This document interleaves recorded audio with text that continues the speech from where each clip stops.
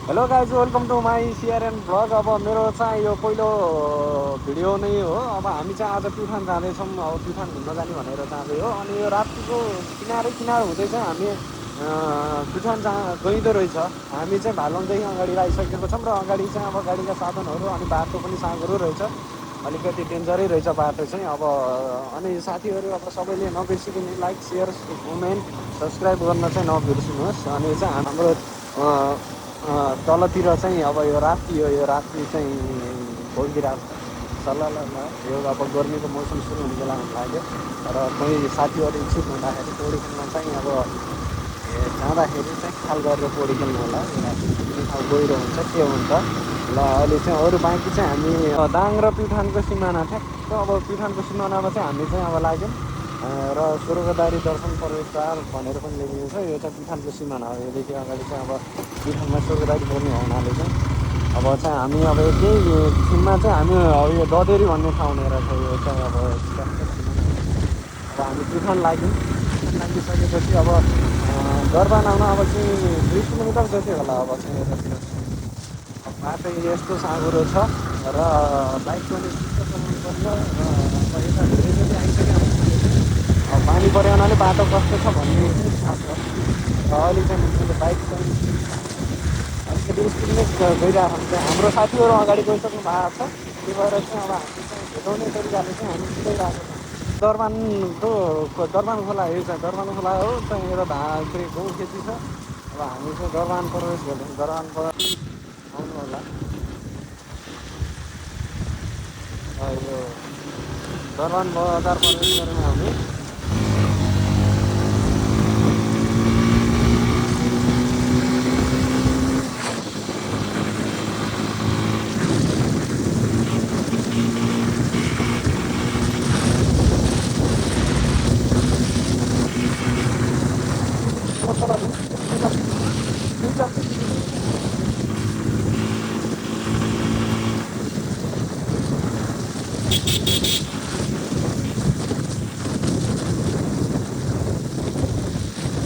फागुनको महिना चाहिँ खडेरी लाग जस्तो उजाड भयो जस्तो उजाडेको जस्तो कस्तो नरमाइलो लागेको रहेछ। र हामी चाहिँ ल बाजेले चस्मा चाहिँ खतरा लाउनु भएको रहेछ। चस्मा एउटा किन्नुपर्ने आवश्यक भयो लागेको छ। र आज एब्जेक्ट त लाग्यो लास्टै गाह्रो भयो। अब बानी नपरेर होला के हो। अब यहाँ चाहिँ अब एउटा टिकटक रेस्टुरेन्ट भन्ने छ। यहाँ चाहिँ टिकटक रेस्टुरेन्टको लागि चाहिँ अब आउनु होला।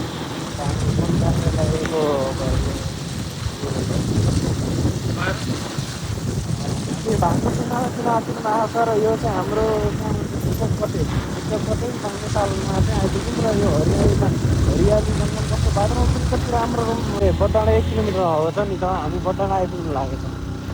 र अब यो बाटो चाहिँ हेर्ने यता पाहाडको एरिया रहेछ। तर ठाउँ चाहिँ बहुत राम्रो लाग्यो एकदम। ल चाहिँ हामी अहिले चाहिँ बडाँडामा प्रवेश गरिसक्यौँ। आमा बडाँडा बजार चाहिँ अब यो चाहिँ अब कस्तो छ हेरौँ। अब हामी चाहिँ पानी चिया नास्ता खान्छौँ। अब बजार चाहिँ राम्रै रहेछ रमाइलो। अब हामी चाहिँ चिया नास्ता गर्छौँ। अब ल हामी चाहिँ अब यहाँ के अरे बडाँडा चिया नास्ता गरेर अब अगाडि चाहिँ बढिसक्यौँ। अब हामी चाहिँ के अरे सुलीचोर आज सुलीचोरको लागि चाहिँ अब हाम्रो रोड चाहिँ चेन्ज भयो। सुलीचोर जाने गयो। सुलीचोरबाट फर्केर हामी प्युठान बिजुवारमा बस्नेछौँ। र यो बडाँडा हो। यो बडाँडादेखि हामी चाहिँ अगाडि लागिसक्यौँ। अब बडाँडा अगाडिको अब यहाँ चाहिँ भ्यू चाहिँ बहुत राम्रो आउँछ। यहाँ धेरै अब फेमस टिकटकमा पनि फेमस त्यही देखाउनाले पनि आएको राम्रो छ भन्ने लागिरहेको छ। अब हेरौँ अगाडि गएर कस्तो देखिन्छ हेरौँ।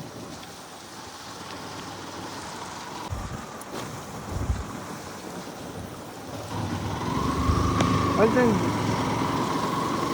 तल पनि रहेछ कहाँनिर, तर यतै माथिको जस्तो लाग्यो मलाई चाहिँ। यो पिपल कोट्याइरहेको धेरै भाइरल हुन्थ्यो भिडियो चाहिँ। बाटो बन्दै पनि रहेछ, धुलो पनि धेरै। अब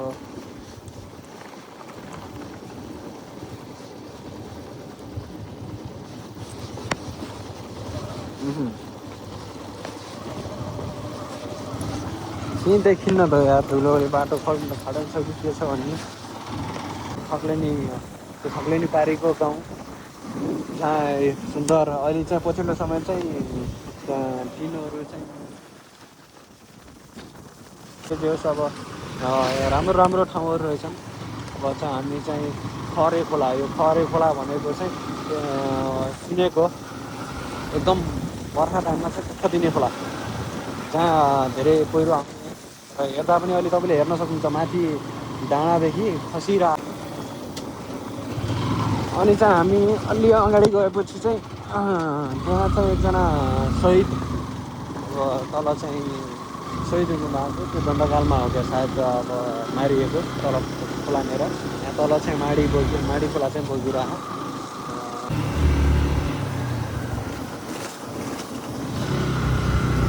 सुनेको देखेको। यहाँ चाहिँ मन्दिर छ यहीँनिर चाहिँ राधा घिमिरे हत्यास्थल भनेर लेखेको छ जहाँ कि दण्डकालमा मारिएको शहीद हो जस्तो लाग्छ मलाई। अब त्यहाँको चाहिँ अब यथार्थ बुझ्नलाई चाहिँ यहाँको स्थानीयवासीलाई चाहिँ सोध्नुपर्ने हो। र यहाँ बाटो चाहिँ सबै डेन्जर हो। यहाँ सुके खसी अनि तल माडी खोलामा स्थान आएको जग्गा देवीस्थान रहेछ। देवीस्थान बजार कस्तो छ अब यतातिर हेरौँ पाहाडको बिचको ठाउँमा तल बेसीमा रहेछ। राम्रो छ राम्रो। अब हामी चाहिँ अब यहाँ देवस्थानदेखि अगाडि चाहिँ हाम्रो लोकेसन अनुसार चाहिँ अब सक्छ अब देवस्थानको खोला चाहिँ माडी खोला जहाँ कि अब गर्मी मौसममा पौडी खेल्न आनन्द हुन्छ। अब के गर्ने अब हामी चाहिँ अलिकति टाढाको यात्रा हो हुनाले न पौडी खेल्न पाइन्छ। अब त्यो पनि अब एकछिनपछि हामी चाहिँ अब अगाडि चाहिँ सक्छ कि बजार पुग्छौँ जहाँ सक्छ कि हामी एकछिन रुक्छौँ कि भन्ने लागिरह। तर हामी सायद रुक्दैनौँ होला, हामी बटामा बसेको हुनाले पुलिसहरू पनि पुग्नुपर्ने हुँदा अनि आज सिलिचर पुगेर फर्किन्छ मलाई सायद हामी किसान बस्ने गरेर। ठाउँ चाहिँ राम्रो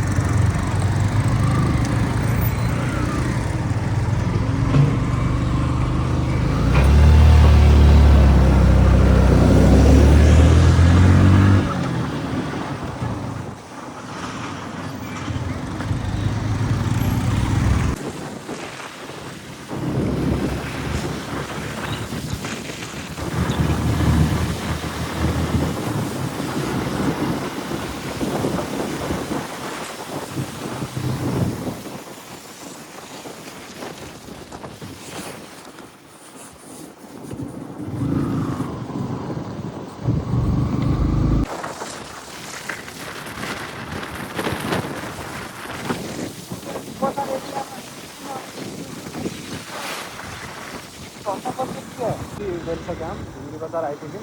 अब यहाँ भिङ्ग्री बजार भनेको स्वर्गदारी जानुपर्ने बाटो हो। यो यहाँदेखि स्वर्गदानी कि स्वर्गदारी जाने बाटो जहाँ मन्दिर हो। यहाँबाट 15 किलोमिटर 15 होइन 15देखि 10-15को बिचमा चाहिँ किलोमिटर छ यहाँदेखि माथि पुगेपछि स्वर्गदारी पुगिन्छ। अब यो भिङ्ग्री बजार हो। यहाँदेखि चाहिँ हामी स्वर्गदारी गइन्छ, उता गेट छ।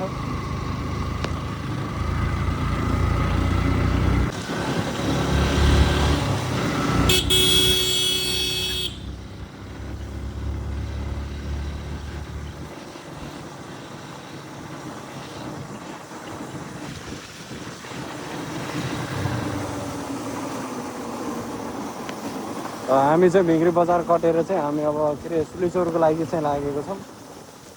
र सिलिचौर हामी पुगेपछि आज चाहिँ सिलिचौर पुगेर फर्किने चाहिँ क्रममा चाहिँ अब चाहिँ कति टाइम लाग्छ हामीलाई सायद कि खाना आउँदा रात पर्न सक्छ होला। हामी चाहिँ त्यो भइसक्यो रहेछ यतातिर चाहिँ। अब यहाँदेखि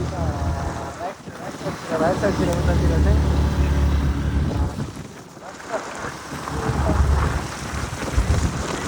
यहाँ चाहिँ बहुत राम्रो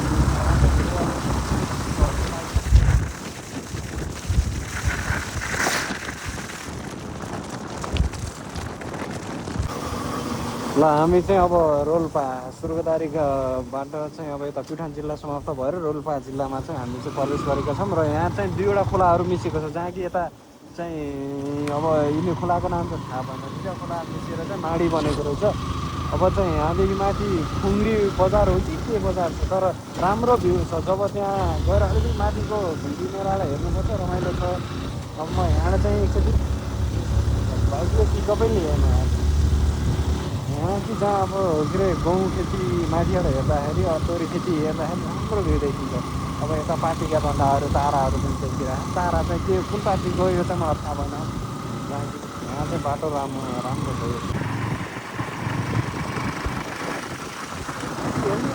यस्तो राम्रो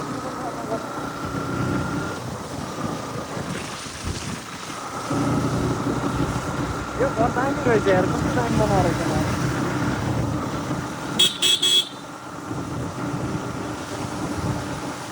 के अरे सिलिचोरमा प्रवेश गऱ्यौँ, सिलिचोर आउँदैछौँ। अब सिलिचोर बजार अब कस्तो छ हेरौँ। एकछिन बाटो कता हो कता। हाम्रो साथीहरू अगाडि गइपुग्नु भयो, हामी आइपुग्यौँ। अगाडि गाडी लागिहाल्यो, फेरि साँघुरो रहेछ गल्ली जस्तो।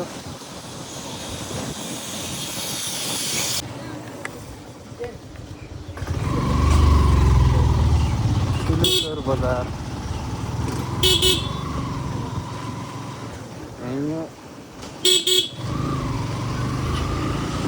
भाइरल ठाउँ, त्यहाँ घरहरू खतरा ठाउँमा बनेको जो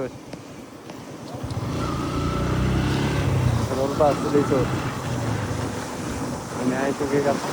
अब हामी चाहिँ त्यही पार्लो कति जाँदै यसो त्यहाँ पुगेर फर्किने हो। हामी चाहिँ एकछिन काम छ त्यहाँ चाहिँ।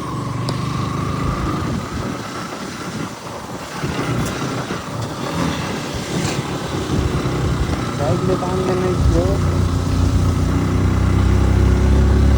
साह्रै उकालो रहेछ यार। बनाइराख्नुलाई माथिसम्म यहाँ चाहिँ त्यो लाभ भन्छ भाइरल ठाउँ त्यो।